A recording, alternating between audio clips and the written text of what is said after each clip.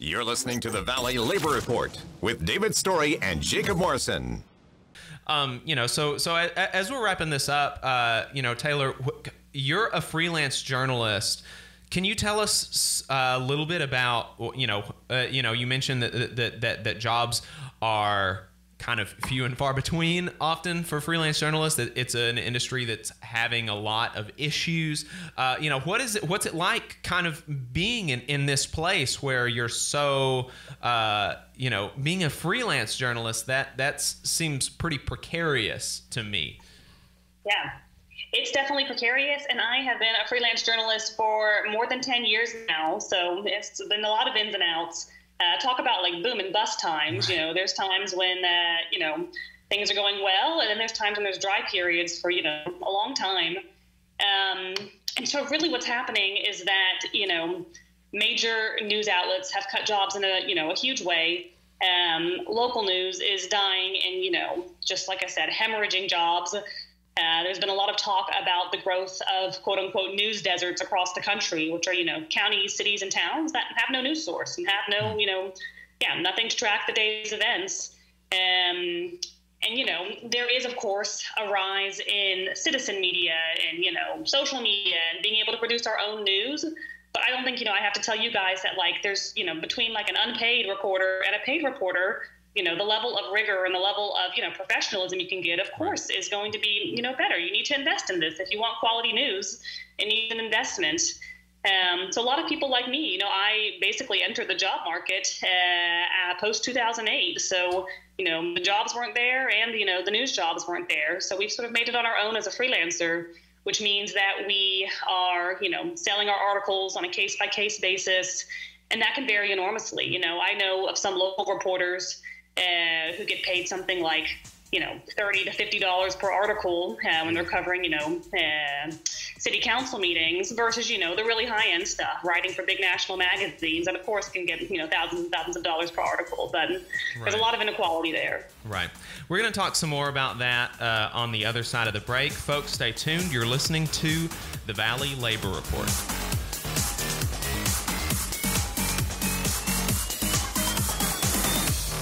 You're listening to the Valley Labor Report with David Story and Jacob Morrison.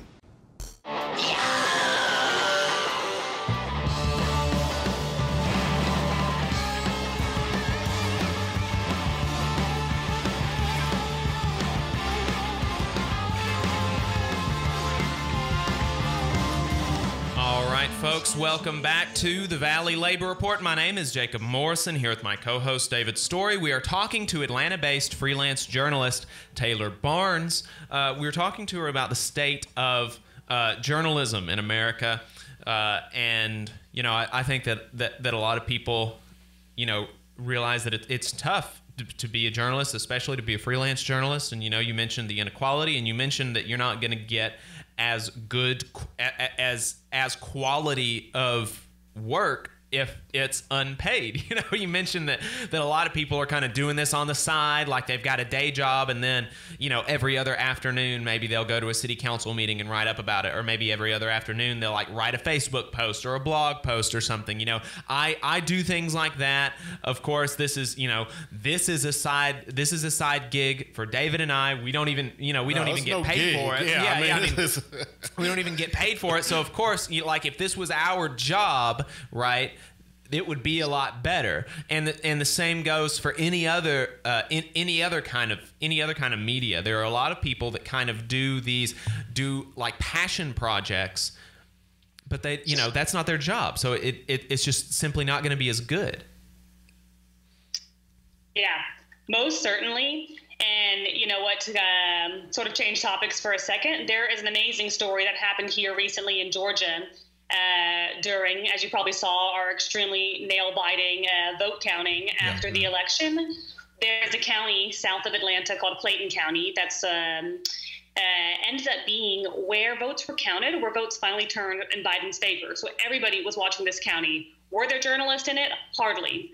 And there was one woman who started her own journalism shop, just a nonprofit. She called it Clayton Crescent. She was there with the vote counters, watching the tally come in.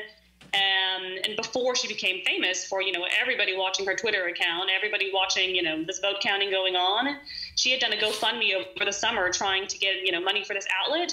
And she had trouble raising $2,000. That's, it's basic. She couldn't even raise $2,000 for this outlet. And she's there on the ground as things were happening, like, Right. These poll observers coming in and, they threatening that something illegal was happening. That's watchdog journalism is showing up. Yep. So, major inequality in our industry and sort of a major we have priority issues about what kind of news we prioritize and what kind of news we don't prioritize and invest in. Yeah, well, and it's important for everybody to realize, I talked about in these times a while ago, Jacob talked about current affairs. Mm-hmm. I think both one of our one of our top reporters or journalists is Kim Kelly over at Teen Vogue, doing amazing work. The Intercept is good. The Intercept, but it's important for people to realize that without people like you, without people like Kim on the ground reporting these issues, and eventually it gets to the point where nobody hears any information. And what is the saying? Democracy dies in dark. Right. So it's important for us to give back to these journalists and pay them their just due and their worth, such as yourself, and subscribe to these, even if it's not a periodical, even if it's an online, pay a few dollars, support the work that's going on in the community. Yeah, Taylor, David and I both, we subscribed to a number of periodicals ourselves. We try to support, I mentioned that because I'm a union member, I get my subscription to In These Times for free, actually, but I do pay for my current affairs subscription. I believe there's a couple of others, and once my free 1-year subscription for In These Times is over, I'll be paying for that. Is that the solution? As a journalist yourself, what would you kind of like to see happen to make the industry better? Like if you were given like a magic wand, like what would you do? First I also wanted to quickly add to some of the outlets you were mentioning. We also have some really good outlets here on the ground in the South that are doing good work. Yep. Some nonprofit outlets. The one I just wrote for, Scalawag, they cover activism, they cover social justice movements. Southerly Magazine, also the one I've written for, which covers environmental issues across the South. So important. There's another really nice outlet called Facing South that has done a lot of labor issues. They did a lot around, poultry workers and meat packing workers during COVID. That's one that I'm actually talking. I don't know if you know Olivia, but I'm talking with Olivia now, trying to get her on the show to talk about, because they've been covering a lot of workers' rights issues in the South, and especially in poultry plants where the conditions are horrendous. But you're right, Facing South is another. There's so many great places out there. The Baffler is another one that I read. Dissent. And you show up in most of them as well. So. You asked sort of what I would do if I could wave a magic wand, and I think there's things we can correct as an industry, and then there's things where we, need readers to help too. So we have our own internal problems. We overpay, columnists who sit in their desks in big cities and, write provocative, controversial columns about, the country, current affairs, et cetera, and then underpay reporters who are on the ground actually reporting, real original news. We have a really big concentration of journalists in media hubs. So a lot of journalists in Washington, a lot of journalists in New York. I don't know, maybe you guys might have seen on social media some of the images of, the Trump impeachment, where you'll see, a crowd literally of 100 journalists, like a scrum, recording it behind. And of course, it's an extremely important event, but we just need, I really believe strongly that we need media and national media to be all across the country. So I think those are some of the things we can do. And also, it's tough. I know readers are being asked for money to go in a lot of different directions, but at the end of the day, that's part of getting quality news. You get what you pay for. People will love to gripe about cable news and how it's, filled with ads, or, You know, how they open up their local newspaper online nowadays and you get a million ads popping up on you. But like, you know, that's unfortunately going to be the reality until we find a better way to pay for it. Or, you know, like when I think a couple of weeks ago when you originally emailed us your article, you know, I pointed out that thank God somebody is writing something besides this damn political election. I'm so sick and tired of reading about, you know, but like you said, that's what's paying right now. But and that's unfortunate. There's so much more work to be done by average everyday Americans than worrying about the presidential election. And that may sound dismissive, but I think it's the truth. You know, you're writing about things that matter to people that's actually going to make a difference in people's lives, as opposed to who's getting elected this year. You know what? I 100% agree with that. And another big problem I think we have in media is sort of over-nationalization. You know, we talk a lot about the big national stuff, and then we have these news deserts where we actually live. I have family members, for example, who read the New York Times because it's a great paper, you know. It's a great paper. You get the news, you do a crossword puzzle, you read an essay, it's nice, and then literally don't know the name of the mayor in their town, you know, and then they can talk all day long about Bill de Blasio because, you know, they're reading the New York Times and it's, you know, it's a great paper. But there's just a major gap in, you know, what we're reading, what we're caring about. But, you know, and it goes both ways, you know. We need to look for those sources, but we also need to invest in them. Yeah, that's right. I mean, that's a powerful statement that you just said, because most of the people in our state have no clue who their state representative are. Yeah, I mean, seriously, being able to talk, living in the South and being able to talk about, have an opinion on Bill de Blasio and not knowing who your state rep, or Andrew Cuomo, not knowing your state rep or your mayor. I mean, it's an epidemic, really. You know, it's really, really, and that's why they get away with so much that they get away with here. Yeah, and in every other state.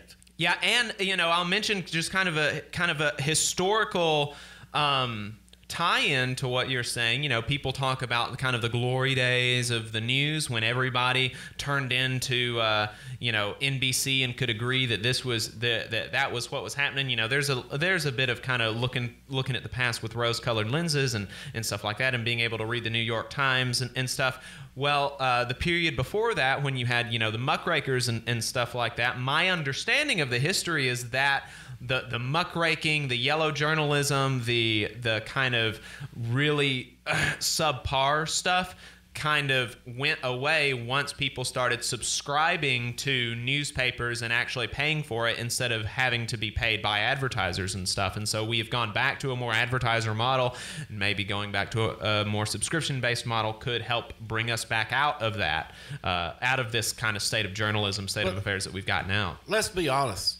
Most of the media that people are consuming nowadays is not news. What you're seeing on TV, what you're hearing on the radio are opinion pieces, and they're very divisive opinion pieces, because that's kind of got to where we are as a society in general. You're not hearing news articles or reading much unless, you know, you're following some of the works of yourself and others. Right. So, you know, most of what we're seeing, even at the Fox level, at CNN, at MSNBC, it's absolute trash. It's absolute trash. 24/7 divisiveness. You know, on that same point, the article of mine that you guys, you know, have mentioned here in Southerly Magazine, which covers environmental issues, it was funded by a group called the Solutions Journalism Network, which is saying, you know, Americans are reading a lot about problems. They're reading a lot, you know, things that are very divisive. What can we write about that points to what we should be doing, you know? Right. And I think that's why the article was just really well received. I had a lot of people giving me great feedback about it. I had people commenting saying, yeah, that's the transition I want to make. I want to go from arms to renewables. Yeah, I think there's a lot of appetite for that. Yeah.